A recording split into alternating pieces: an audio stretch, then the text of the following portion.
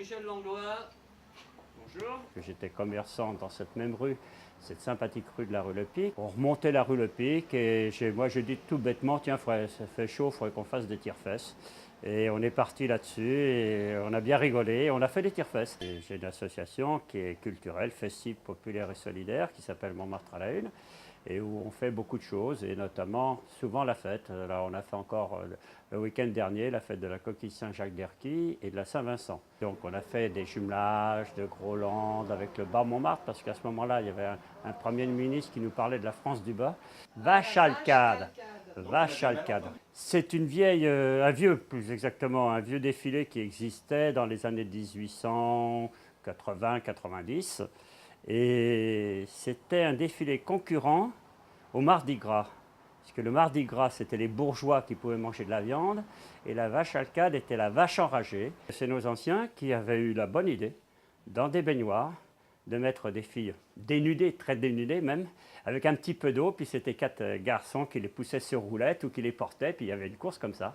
Donc voilà, c'est ce qu'on appelle la traversée de la Narge à Montmartre. Quand je suis arrivé donc en 1967, le Prévert venant au magasin, donc commandait un rôti de porc un vendredi soir. On connaissait Prévert de nom, mais on ne le connaissait absolument pas de visu. Et c'est mon épouse qui lui demande, monsieur, qu'est-ce que vous voulez, tout ça. Donc il demande un rôti de porc pour le lendemain. On lui dit quel nom.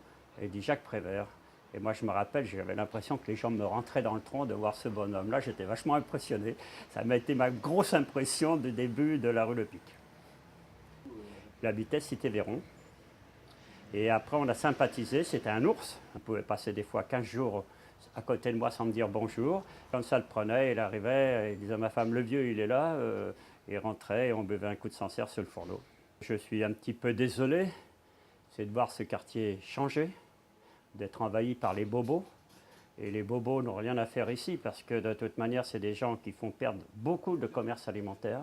Et le commerce alimentaire, c'est quand même la vie de chaque jour. Ça veut dire quoi? Ça veut dire que si un boulanger disparaît, il y a une multitude de gens qui ne vont plus chercher leur pain tous les jours.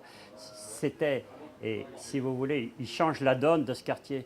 Avant, on était un vrai village où on savait faire la fête, tout le monde se disait bonjour et tout ça. Ces bobos qui sont arrivés depuis une dizaine d'années, ce qui est paradoxal chez eux, c'est que ces gens-là viennent dans ce quartier parce qu'ils le trouvent sympathique.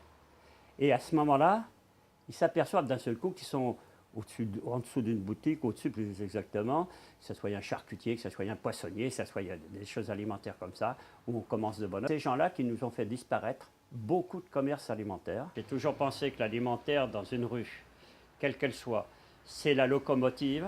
Ils veulent avoir le prestige de dire qu'ils habitent à Montmartre, mais ils ne vivent pas avec le quartier. Pour la bonne raison, c'est qu'on les voit très peu au niveau clientèle dans le commerce, sauf, je dirais, se pavaner autour d'une terrasse et tout ça. Ça devient n'importe quoi. Et là, on est en train de tuer la poule aux œufs d'or, c'est-à-dire qu'on ne sera plus un quartier populaire. Et pour terminer sur une boutade, même si Jacques Prévert revenait aujourd'hui, il ne pourrait plus faire son inventaire.